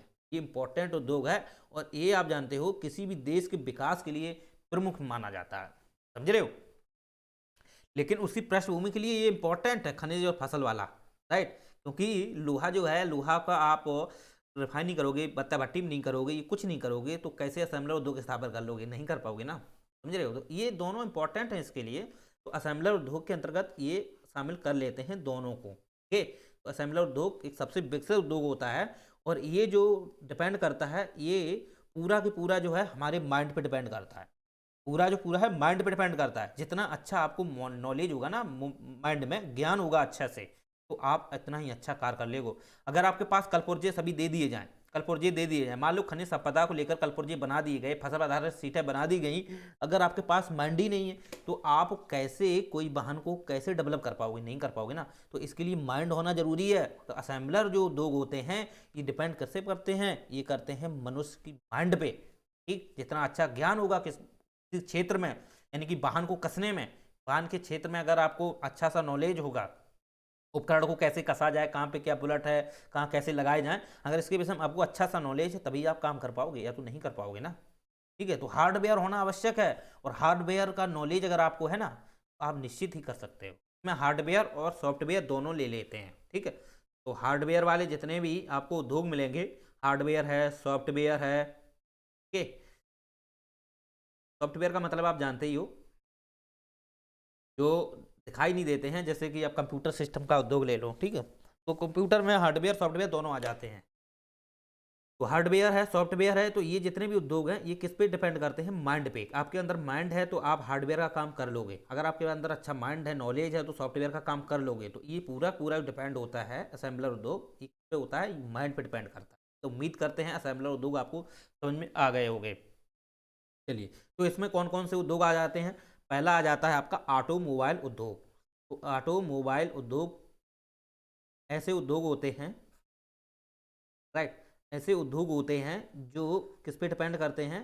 ये करते हैं आपके माइंड पे। दूसरी बात है, ये ऐसे उद्योग होते हैं कलपुर्जे, आपने देखे हो, जैसे कोई भी वाहन है, ठीक है, कोई भी वाहन है, फोर व्हीलर है, उसको अगर विकसित करना है तो निश्चित रूप से आप जानते हो उसके कलपुर्जे होने चाहिए, तभी आप कर पाओगे। तो ऑटोमोबाइल जितने उद्योग होते हैं, यहाँ पर जो गाड़ियाँ होती हैं, वाहन होते हैं, उनको डेवलप किया जाता है, राइट, उनको क्या किया जाता है? डेवलप। तो जैसे आपने देखे हो वाहन, वाहन में आप कोई भी ले सकते हो, फोर व्हीलर, 10 व्हीलर, 10 व्हीलर, ठीक है, वाहन हो गए। इसमें आ जाओ टू व्हीलर, जैसे मोटरसाइकिलें हो गई, ठीक है, तो मोटरसाइकिल भी ले लेते हैं, साइकिल भी आ जाती है। ठीक है, ये जो हैं, ये जो जितने भी हैं ना, ठीक है, ये जो हैं ये क्या है? तीनों तीनों ऑटोमोबाइल उद्योग हैं। क्या है? ऑटोमोबाइल उद्योग। और इसको बढ़ाने के लिए आप जानते हो ये हो कि PLI योजना है, प्रोडक्शन लिंक्ड इनिशिएटिव। समझ रहे हो? ये योजना है, गवर्नमेंट की है, वो काफ़ी इंपॉर्टेंट है। ये कई क्षेत्रों में काम करती है, सूती में भी करती है, इलेक्ट्रॉनिक क्षेत्र में करती है, ऑटोमोबाइल उद्योगों में करती है, सभी में सरकार ने अलाउ कर रखा है इसको, PLI को। ओके, चलिए, तो ये समझ में आना चाहिए। PLI को हम यहाँ पे आप करंट अफेयर पढ़ लेना, PLI बहुत इंपॉर्टेंट है। यहाँ पर आप जानते हो कि लोगों को बहुत से ज़्यादा रोजगार मिलता है इस PLI से। और आप जानते हो कि हर जैसे सूती वस्त्र उद्योग हैं, इलेक्ट्रॉनिक है, ऑटोमोबाइल उद्योग हैं, उद्योगों में जो PLI है बहुत ही इंपॉर्टेंट है। चलिए, इसके बाद आप जानते हो प्रोडक्शन लिंक्ड इंसेंटिव का मतलब है उत्पादन लिंकेज जो इंसेंटिव है उसको क्या करना है, बढ़ावा देना होता है। प्रोडक्शन उत्पादन को बढ़ावा देना होता है, ज़्यादा से ज़्यादा आप उत्पादन करो, उद्योगों को स्थापित करो, उस पर काम करो, यही होती है पीएलआई। चलिए, तो ये समझ में आया ऑटोमोबाइल उद्योग के। तो आप जानते हो कि सबसे अच्छा आपको ऑटोमोबाइल उद्योग जो कहाँ मिलेगा, वो पीतमपुर में मिलेगा। पीतमपुर आपने नाम सुना हो, ठीक है। तो पीतमपुर जो है वो सबसे ज़्यादा फेमस है ऑटोमोबाइल में। चलिए, इतना आपको समझ में आ गया। इसके बाद ऑटोमोबाइल के बाद आता है आपका इलेक्ट्रॉनिक उद्योग। तो इलेक्ट्रॉनिक उद्योग आप जानते हो ऐसे उद्योग होते हैं जो इलेक्ट्रॉनिक सिस्टम बनाए जाते हैं, जो कहीं ना कहीं बिजली पर आधारित होते हैं। बिजली पर आधारित, या आप कह सकते हैं विद्युत पर आधारित, राइट, विद्युत पर आधारित।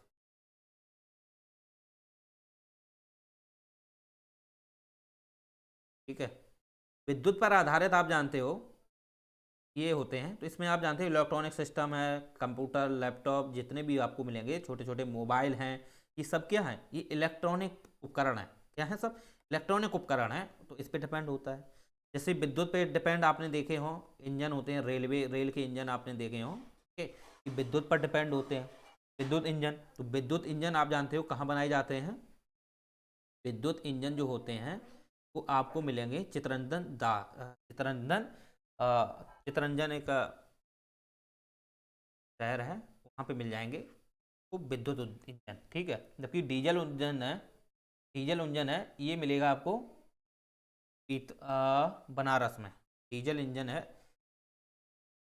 डीजल देखो ये वाला जो है विद्युत इंजन, ये है इलेक्ट्रॉनिक पर आधारित। जबकि डीजल वाला है ना, डीजल वाला, समझ रहे हो, जो डीजल पर आधारित है, जो इंजन बनाए जाते हैं, वो आपका इसमें आ जाएगा ऑटोमोबाइल उद्योग में। ओके, तो ऑटोमोबाइल उद्योग के अंतर्गत कौन कौन आ जाता है, डीजल पर आधारित। और जबकि बिजली पर आधारित है वो सब इलेक्ट्रॉनिक में आ जाएगा।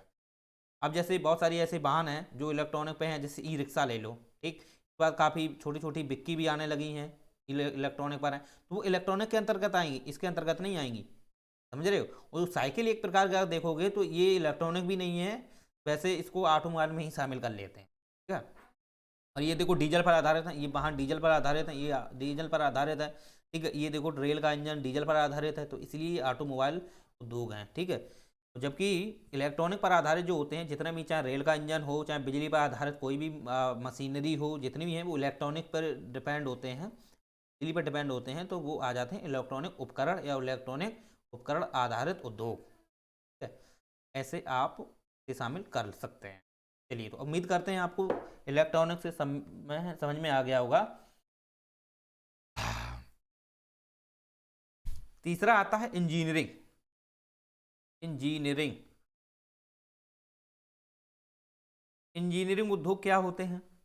तो इंजीनियरिंग उद्योग अगर आप देखोगे एक्चुअली में, आप जानते हो, तो एक प्रकार के आपने देखे हो जो भी इंजीनियरिंग उद्योग होते हैं, ठीक है, जो जो बड़े बड़े विकसित माइंड के लोग काम करते हैं, इंजीनियरिंग क्षेत्र में काम करते हैं, लेकिन वो इंजीनियरिंग उद्योग जो डिपेंड होता है ना, वो अगर आप देखोगे तो वो इन दोनों पे डिपेंड होता है। इंजीनियरिंग उद्योग जो है वो इन दोनों पे डिपेंड होता है, इलेक्ट्रॉनिक पर भी होता है, ऑटोमोबाइल उद्योग पर भी होता है।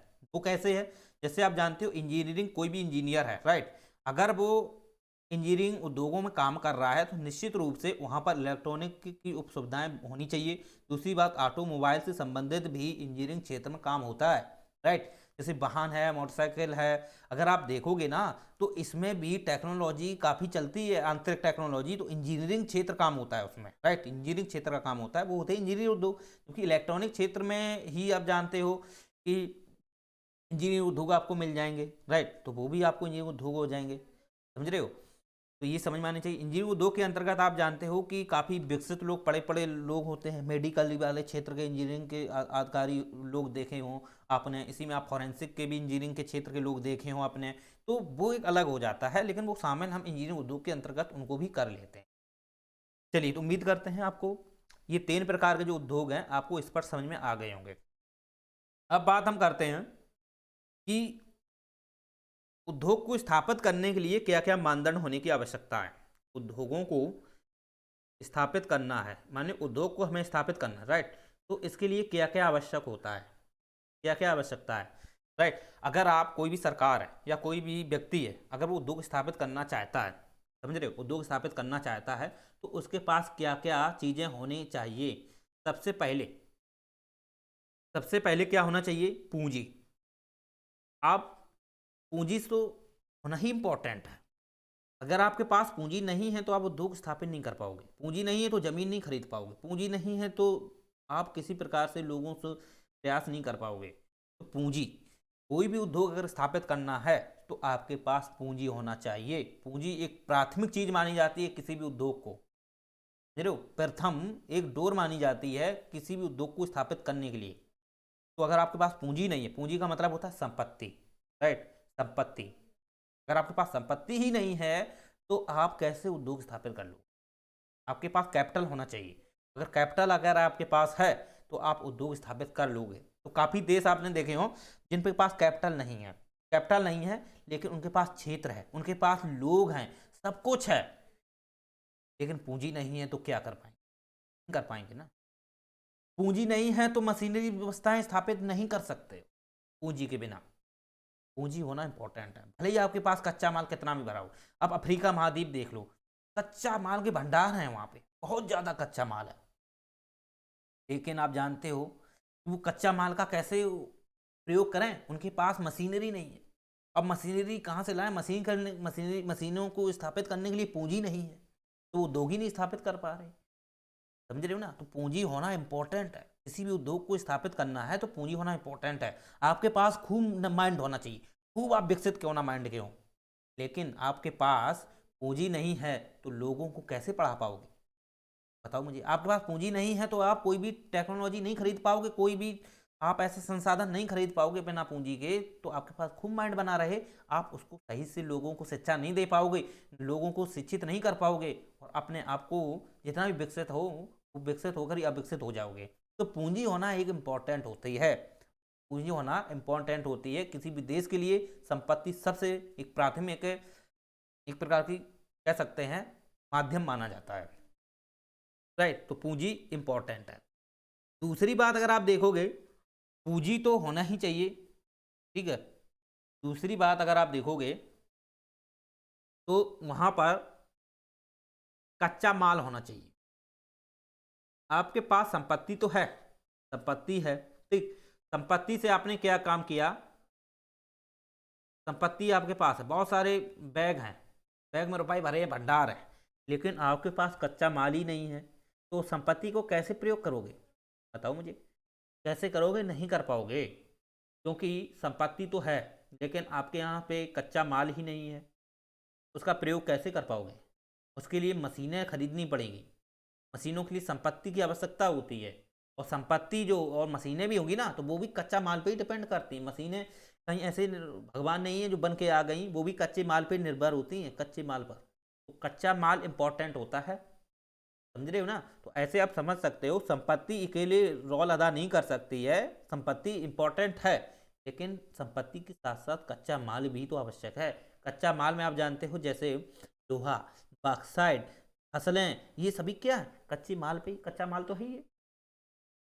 संपत्ति तभी काम आती है जब आपके पास पर्याप्त संसाधन हो, पर्याप्त संसाधन हो। आपके पास भंडार रुपए के रखे रहना, आपके पास कच्चा माल ही नहीं है, आप कैसे काम कर पाओगे, नहीं कर पाओगे ना। तो कच्चा माल होना चाहिए, लेकिन हाँ संपत्ति से आप कच्चा माल परचेज कर सकते हो, दूसरे देश से ले सकते हो, वो एक अच्छी बात है, लेकिन कच्चा माल होना आवश्यक होता है किसी उद्योग को स्थापित करने के लिए। आप ऐसे लिख सकते हो, उद्योग को स्थापित स्थापित करने के लिए प्रमुख जिम्मेदार कारक, या हम कह सकते हैं प्रमुख मानदंड, मानदंड या कारक कौन कौन से होते हैं, ऐसे आप ले सकते हो। प्रथम पूंजी हो गई, दूसरी कच्चा माल, तो कच्चा माल भी आवश्यक होता है। तीसरा आता है आपका क्षेत्र, ठीक है, क्षेत्र, क्षेत्र या भूमि, इसे हम कह सकते हैं भूमि। ये तो सभी के पास मिल जाएगी आप, लेकिन भूमि भी आप जानते हो ऐसी वैसी भूमि नहीं होनी चाहिए, भूमि, देखो कच्चा माल में आप यहाँ पे लिख लो, जैसे लोहा है, कोयला है, बॉक्साइट है, ठीक, चीज़ें आप लिख सकते हो। तो आपको मैंने समझा कच्चा माल कौन कौन होता है। देखो इसके बाद आता है तीसरा भूमि।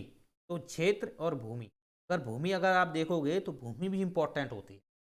देखो देश के पास भूमि तो मिल जाती है, लेकिन ये डिपेंड करता है कि वो भूमि किस प्रकार की है। वहाँ मतलब कि ऐसा नहीं है कि आप किसी भी भूमि में आप उद्योग स्थापित कर सकते हो, नहीं कर सकते हो। इसके लिए एक विशेष क्षेत्र होना आवश्यक होता है, तभी वहाँ पर उद्योगों को स्थापित किया जा सकता है। कोई मशीनरी अगर स्थापित करनी है किसी क्षेत्र में, तो वो क्षेत्र देखा जाता है, का मानचित्रण किया जाता है, वहाँ पर आसपास क्षेत्र देखा जाता है कि किसी भी प्रकार से वहाँ पर ऐसी स्थिति तो नहीं बन रही है कि जहाँ पर उद्योगों की अगर किसी प्रकार की घटनाएं घटती हैं, उन घटनाओं को सॉर्ट आउट तो किया जाए। वहाँ पर ऐसी भूमि को देखा जाता है। अब ऐसे नहीं ऊबड़ खाबड़ ऊंचाई पे, आप पर्वत के ऊपर तुम उद्योग स्थापित कर लो और वहाँ आग लग गई, तो अब तो मशीन भी, गाड़ियाँ भी नहीं जा पाएंगी, फायर की नहीं चढ़ पा रही हैं। तो ऐसी ऐसी भूमि नहीं है। भूमि होना भी इम्पोर्टेंट है कि ऐसी क्षेत्र विशेष में होनी चाहिए जहाँ पर अन्य ही जो उसे कॉरिडोर हैं, उसे लगे लगे जो भी हैं, वो सही ढंग से स्थापित किए जा सकें, राइट। तो क्षेत्र भूमि में आप जानते हो कि क्या क्या आता है। वहाँ पे आप जानते हो कि वहाँ देखी जाती नदियाँ, आसपास होनी चाहिए। नदियाँ आसपास इम्पोर्टेंट है, नदियाँ होती हैं वो इम्पोर्टेंट होती हैं, ठीक है। तो आप जानते हो, जैसे आप जानते हो कि भिलाई वाला है, ठीक है, जो भिलाई स्टील प्लांट है ये स्थापित है, ठीक है। तो आप जानते हो भिलाई स्टील स्थापित है, तो यहाँ पर आपको नदी मिल जाती है, दूसरी आपको मिलेगी राउरकेला। तो राउरकेला जो उड़ीसा में है, वहाँ पर मिलेगी आपको महानदी, राइट। महानदी के तट पर स्थापित किया गया है, देखो महानदी है। तीसरा आप देखोगे पश्चिम बंगाल का जो दुर्गापुर है, दुर्गापुर में जो उद्योग स्थापित स्टील प्लांट है, उसमें आप देखोगे जो आपकी नदी है वो गंगा से जो नीचे साइड आती है, इधर साइड में, का नाम शायद भी याद नहीं आ रहा माइंड पे, ठीक है। तो वो एक नदी है, उस नदी पर ये स्थापित है दुर्गापुर। तो गंगा से नीचे जो नदी यहाँ से निकलती है, ठीक है, तो वही नदी जो है, उसी नदी पर ये उद्योग स्थापित किया गया है, दुर्गापुर स्टील प्लांट। तो एक्चुअली में अगर आप देखोगे जितने भी जो उद्योग होते हैं ये किस पे डिपेंड होते हैं, वहाँ की क्षेत्र भूमि, दूसरा है नदियाँ, भी होना पास की ज़रूरत है। तीसरी बात है ऐसी भूमि होनी चाहिए, जहाँ आसानी से कच्चा माल प्राप्त हो सके, रहे हो। ऐसी भूमि होनी चाहिए जहां आसानी से कच्चा माल प्राप्त हो सके। अब आप कहीं आउट एरिया में कर दिया, वहां आसपास कहीं कच्चा माल ही नहीं है, तो कैसे उद्योग स्थापित कर लोगे, नहीं कर पाओगे ना। जरूरी नहीं है कि परिवहन जो श्रेष्ठ है आपका डेवलप हो, नहीं है, तो फिर इतनी दूर से आप कैसे कच्चे माल को लाद कर ला पाओगे, कैसे कच्चे माल को उत्खनन करके ला पाओगे। तो इसके लिए आपके पास कच्चा माल क्षेत्र होना चाहिए। तो ऐसा क्षेत्र देखा जाता है जहाँ पर कच्चा माल पर्याप्त रूप में पाया जाता हो, ठीक है। ये जितने भी स्टील प्लांट हैं, राउरकेला, दुर्गापुर है, यहाँ पे देखो रानीगंज की खदान है, ठीक है, यहाँ तो कोयला है, ये सब निकलता है। राउरकेला देखो, भिलाई देखो, यहाँ पर आपको जैसे वो मिल जाएंगे आपको, बैला डीला की खदान मिल जाएगी आपको, ओके। इसी के साथ साथ आप जानते हो यहाँ पर आपको और भी मिल जाती हैं, बहुत सारी हैं छत्तीसगढ़ में खदान है, ठीक है। चलो, तो इतना समझ में आना चाहिए। बोकारो आप देख रहे हो, तो बोकारो तो वैसे भी एक, बोकारो जो स्टील प्लांट है, ठीक, तृतीय पंचवर्षीय योजना में जो स्थापित किया गया था रूस के समर्थन में, तो बोकारो के पास में, बोकारो खुद ही एक अपनी खदान है, राइट। तो ये खदान जो उद्योग जितने भी स्थापित किए जा रहे हैं ना, तो ये सरकार ये देखती है कि वहाँ पर पर्याप्त रूप से संसाधन होने चाहिए। अगर कोई प्राइवेट संस्था अगर वो स्थापित कर रही है तो सरकार के माध्यम से ही तो करती है, भले ही कोई संस्था है, प्राइवेट है, कोई भी प्राइवेट उद्योग स्थापित किया जा रहा है, तो वो भी सरकार ही तो कराएगी, दिखाएगी कहाँ ऐसा ऐसा संसाधन है, मेरे पास ये संसाधन है, हमारे पास ये सुविधाएं हैं, तभी उद्योग स्थापित करेगा। कोई विदेशी आएगा पैसे लेके आ जाएगा, अब भाई उसको तुम भूमि नहीं दिखाओगे, कच्चा माल नहीं दिखाओगे, तो कहाँ पैसे इन्वेस्ट करेगा, नहीं करेगा ना।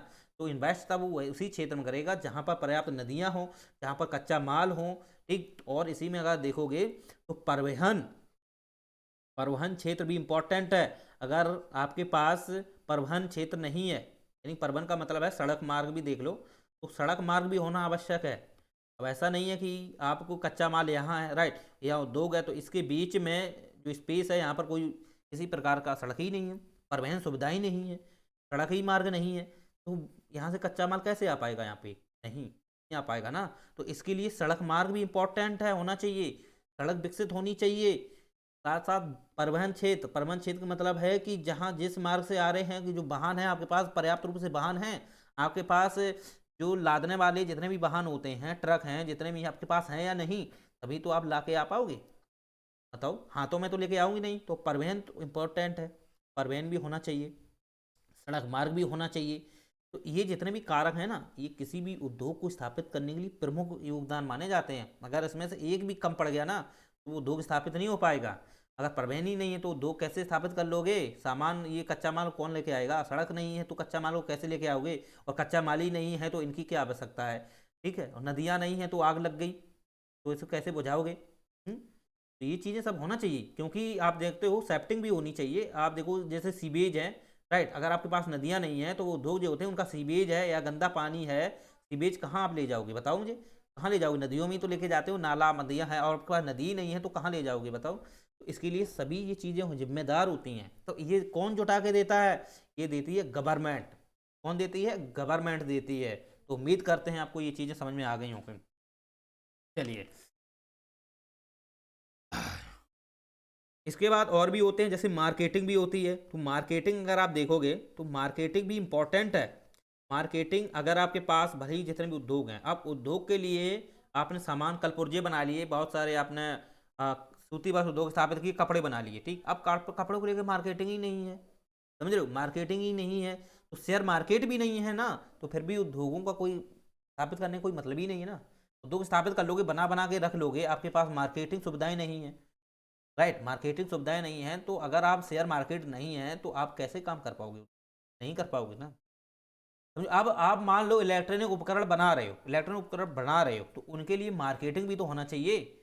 मार्केटिंग का मतलब होता है आपके पास शेयर मार्केटिंग, जो एक जो किसी भी माल को, उपकरण को सेल करने में, के लिए मार्केटिंग सुविधाएं होनी चाहिए, भी तो लोग परचेज करेंगे जाके। अब ऐसा तो है नहीं मार्केटिंग नहीं है, तुमने बना बना के उद्योग स्थापित कर लिए, वहाँ बना के रख लिए, अब लोग इतनी दूर घर से तो लेने, वहाँ पे उद्योग में तो लेने जाएंगे नहीं, राइट। उसके लिए आपके पास मार्केटिंग सुविधाएं होनी चाहिए, समझ रहे हो? दुकानें होनी चाहिए, मार्केटिंग सुविधाएं होनी चाहिए, तभी आप काम कर पाओगे।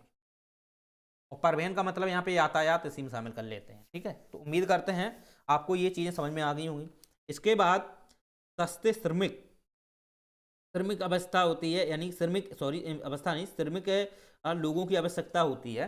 यानी कि आप ये देखो कि हमारे यहाँ पर गरीब लोग कितने हैं, ठीक है, उनको पास रोजगार नहीं है, तो उन्हें सस्ते में श्रमिक में ढूंढ लो, ठीक है, उन्हें सस्ते में ढूंढ लो, कम पैसे में ढूंढ लो, और उनको क्या है, उनको नॉलेज दो, उनको ज्ञान दो, ठीक है, उनको अच्छे से अच्छी नॉलेज दो, सिखाओ उन्हें, तब वो सस्ते कम रुपए में वो सीखेंगे, वही सस्ते श्रमिक बोले जाते हैं। अगर आप कोई भी उद्योग है वहाँ पर अगर आपके पास श्रमिक नहीं है ना, श्रमिक नहीं है, तो जितने भी मशीनरी सिस्टम है ना, ये कैसे काम करेगी? लोग ही नहीं है, तो लोग भी तो होना चाहिए, श्रमिक भी होना चाहिए, समझ रहे हो? तो श्रमिक भी होना आवश्यक है, मजदूर होना जरूरी है। मजदूर नहीं है तो आप उद्योग कैसे चलाओगे? भाई हमारे पास सब सुविधाएं हैं और लोग ही नहीं है काम करने वाले, तो फिर कैसे उद्योग काम करेगा? तो उद्योग के लिए सस्ते श्रमिक की भी आवश्यकता होती है। तो ये चीज़ें आपके माइंड में होनी चाहिए। चलो, इसके बाद ऊर्जा भी है। ऊर्जा का मतलब है कि वहाँ पर लाइट की सुविधा होनी चाहिए, लाइट की सुविधाएं होनी चाहिए। अगर कोई भी उद्योग स्थापित कर रहे हो तो वहाँ पे लाइट भी तो इम्पोर्टेंट है, लाइट ही नहीं है तो फिर कैसे काम करोगे? तो सबसे पहले जो उद्योग स्थापित किए जाते हैं वो लाइट पे डिपेंड होते हैं। इलेक्ट्रॉनिक उद्योग आपने देखे हो, वो प्रथम रूप से स्थापित इसीलिए किए जाते हैं कि अन्य उद्योगों के पास सुविधाएं तो होनी चाहिए। कोई भी उपकरण बनाते हो, कोई भी उपकरण बनाते हो, गलाते हो, तो गलाने के लिए मान लो लोहा है, उसे गलाना है, गलाना है तो उसके लिए ऊर्जा चाहिए भाई। ऊर्जा, ऊर्जा का मतलब ये होता है, इसमें ऊर्जा में हम बिजली को भी शामिल कर लेते हैं। कोयला, कोयला कोयला इसमें आ जाता है, कोयला से ऊर्जा बनती है। मान लो कोई उद्योग है, उद्योग 80% उद्योग जो कोयला पे निर्भर हैं, ठीक है, कोयला पे निर्भर हैं, तो वो ऊर्जा बनाते हैं। तो ऊर्जा आपके पास है तो आप किसी भी लौह इस्पात को गला सकते हो। लौह इस्पात उद्योग तभी स्थापित कर सकते हो जब आपके पास पर्याप्त ऊर्जा होनी चाहिए। लोहा को बत्ता भट्टी में कैसे पिघलाओगे? अब उसके लिए तो ऊर्जा होनी चाहिए, ऊर्जा होनी चाहिए। अब ऊर्जा ही नहीं है तो कैसे हो पाएगा? समझ रहे हो? तो ये भी इंपॉर्टेंट है ऊर्जा। चलिए, उम्मीद करते हैं आपके जितने भी मानदंड हैं या जितने भी कारक हैं, ये किसी भी उद्योग को स्थापित करने के लिए, किसी भी उद्योग को विकसित करने के लिए प्रमुख माने जाते हैं। तो इसे आप लिख सकते हैं। चलिए, अब देखिए बात ये आती है कि कोई उद्योग होता है ना, कोई उद्योग होता है तो उस उद्योग में अगर देखा जाए कि सरकार का 51% अगर हिस्सा है, सरकार का 51% हिस्सा है, तो वो उद्योग जो होता है गवर्नमेंट उद्योग माना जाता है। ठीक है, अगर सरकार ने निवेश किया है, सरकार ने निवेश किया है 51%, मान लो कोई उद्योग आया, कोई विदेशी लोग आए, पैसे लेके आए, ठीक है, अगर वो विदेशी लोग हैं, वो उसमें सरकार 51% अपना खर्च कर रही है, 49% जो है वो अन्य लोग खर्च कर रही है, कोई प्राइवेट संस्था कर रही है, कोई ऐसा व्यक्ति है जो खर्च कर रहा है, तो ये जो उद्योग बोला जाएगा, ये बोला जाएगा सरकार का उद्योग, सरकारी उद्योग। समझ रहे हो? सिडबी आपने नाम सुना हो, ठीक है, तो ऐसे जो उद्योग होते हैं तो ये होते हैं सरकारी उद्योग, जिसमें हम समझते हैं पीएसयू के अंतर्गत आते हैं। जैसे एनटीपीसी ले लो, ये क्या है? सरकारी उद्योग है। महारत्न कंपनियां हैं, सरकारी उद्योग हैं। और इसी में आप जानते हो कि एनटीपीसी है, गेल है, राइट, गेल है, सेल है, सेल आपने सुना हो, राइट, ये सेल, ये देखो, ये 4 उद्योग मैंने आपको बताए थे ना, ये 4 उद्योग, जैसे भिलाई, राउरकेला, दुर्गापुर, बोकारो, यही चारों को एक साथ मिला दिया गया है और इन्हीं को बोला गया है सेल। इन्हीं को क्या बोला गया है? सेल। यानी कि इसको बोलते हैं SAIL authority of India limited. क्या बोलते हैं? SAIL authority of India limited, इसको पूरा नाम है सेल। इन चारों को एक साथ मिला दिया गया है, भिलाई स्टील प्लांट को, राउरकेला को, दुर्गापुर को, बोकारो, ये सभी स्टील प्लांट हैं, इनका पूरा एक नाम है सेल। ये क्या है? सेल। और ये जो है ना लिमिटेड है, महारत्न कंपनी है। क्या है? महारत्न कंपनी। देखो, महारत्न कंपनी, नवरत्न कंपनी, कंपनियां होती हैं, ठीक है, नई नई स्थापित होती हैं नवरत्न कंपनी, और वही कंपनियां बड़ी कंपनी को रूप ले लेती है तो महारत्न हो जाती है। तो एनटीपीसी है, गेल है, सेल है, ठीक है, और आपने देखा ऑयल से ओएनजीसी है, ठीक है, ओएनजीसी, ऑयल नेचुरल गैस जो कॉरपोरेशन है, राइट, ये सभी क्या हैं? सरकार की हैं, सरकार की हैं, राइट। इसका मतलब ये है कि इसमें सरकार का स्वामित्व है, इसका मतलब सरकार का स्वामित्व। अब कितना है वो डिपेंड करता है सरकार पे, लेकिन 51% प्लस होना चाहिए। 51% भी है ना तो फिर भी वो सरकार की मानी जाएगी, ठीक है। अगर 51 से 50 हो गया तो फिर वो ना सरकार की ना किसी का है। अगर वो 49% सरकार का है तो वो फिर प्राइवेट हो जाता है। तो ऐसे आप कह सकते हो। तो प्राइवेट से सरकार होना केवल 1% का अंतर पड़ता है, 1-2% का। 49% यदि है सरकार का तो फिर वो सरकार का उद्योग नहीं है। अगर सरकार का 51% हिस्सा है तो वो सरकार का उद्योग है। कितना फर्क है? 2% का। समझ रहे हो? ऐसे है। अगर सरकार देखो कोई उद्योग को विनिवेश करना चाहती है, बेचती है, राइट, तो आप जानते हो कि सरकार में अपना जो विनिवेश किया है, इसका मतलब ये है कि उसका जो स्वामित्व था वहां से खत्म हो गया। इसका रीजन ये है कि सरकार अगर 49% फिर उसमें योगदान दे रही है ना, तो फिर उसका मतलब ये है कि उसने अपने उद्योगों का विनिवेश कर दिया। जैसे रेलवे देखो, रेलवे की विनिवेश की बात आती है ना, विनिवेश रेलवे का होगा। इसका मतलब है कि वो कहीं ना कहीं प्राइवेट जो सेक्टर में जो भी कंपनियां होती हैं उनको बेच रहे हैं, ठीक है, वो फिर काम करेंगी अपने अकॉर्डिंग। ऐसे आप कह सकते हो विनिवेश। तो सरकार काफ़ी, आपने जैसे बैंकों का विनिवेश की बात आती है। चलिए, तो ऐसे आप समझ सकते हो।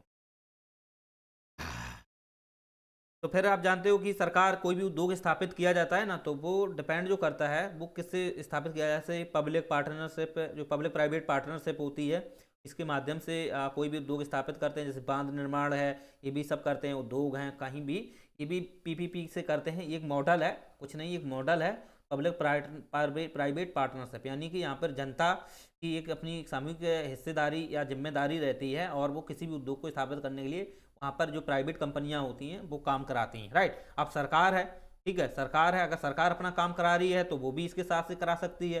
ठीक है, या कोई पब्लिक है, कोई भी पब्लिक अथॉरिटी है, ऐसी प्राइवेट कोई अथॉरिटी है या कोई प्राइवेट संस्था है, ठीक है, तो वो भी पीपीपी से करवा सकती है। ठीक, लेकिन वो उस पर फिर जिम्मेदारी आ जाती है ना। बस इतना थोड़ा बेसिक फर्क होता है और कुछ नहीं। तो समझ में आया आपको? तो इसमें आप जानते हो कि जितने भी उद्योग होते हैं, अगर 51% उसमें सरकार का हिस्सा है तो वो सरकारी उद्योग होते हैं। अगर 49% से नीचे, अगर 51 से अगर 50 से 49 आ जाता है तो फिर वो सरकारी नहीं, सरकार का वो हो जाता है विनिवेश, सरकार का हो जाता है विनिवेश, यानी सरकार ने उसे बेच दिया। चलो, तो इतना आपको समझ में आना चाहिए।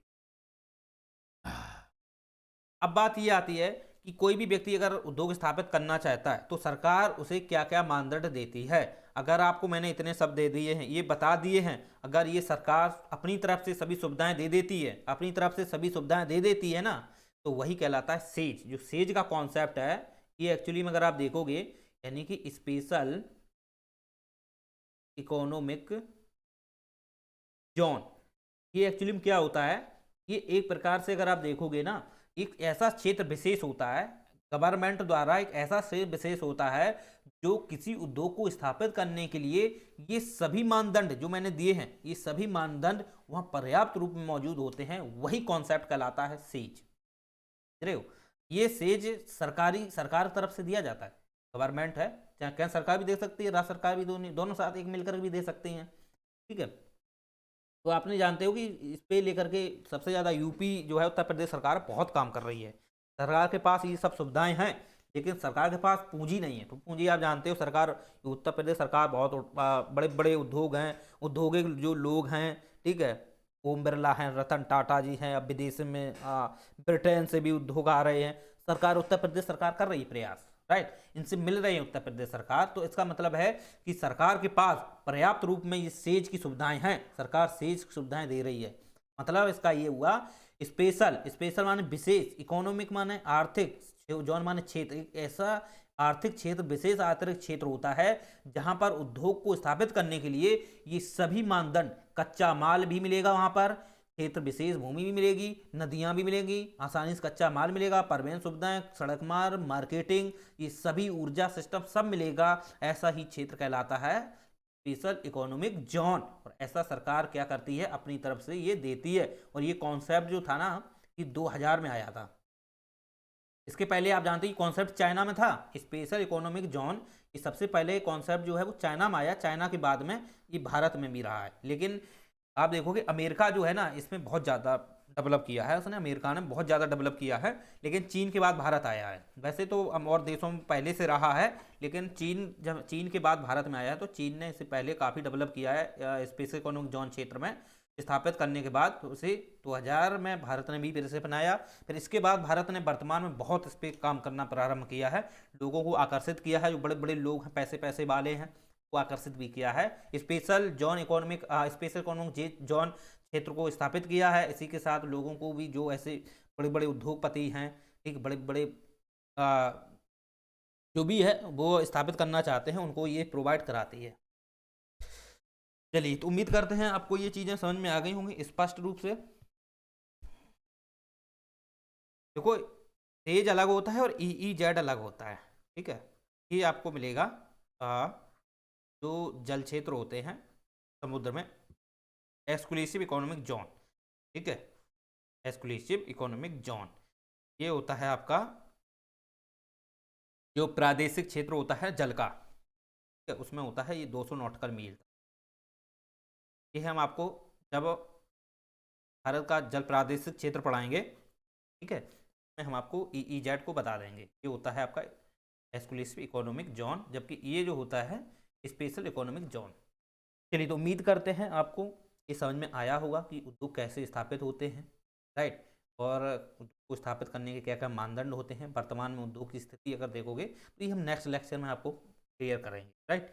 वर्तमान में उद्योग जो हैं बहुत सारे स्थापित किए जा रहे हैं, सरकार ने प्रयास किए हैं, क्योंकि सरकार निरंतर स्पेशल इकोनॉमिक जोन क्षेत्र उपलब्ध करा रही है लोगों को, कि जो लोग उद्योग स्थापित करना चाह रहे हैं। ठीक है, आया। चलिए, तो उम्मीद करते हैं आपको ये चीज़ें समझ में आ गई होंगी। तो क्या होते हैं वर्तमान में उद्योग की क्या स्थिति है, तो इसके विषय में कल पढ़ाएंगे।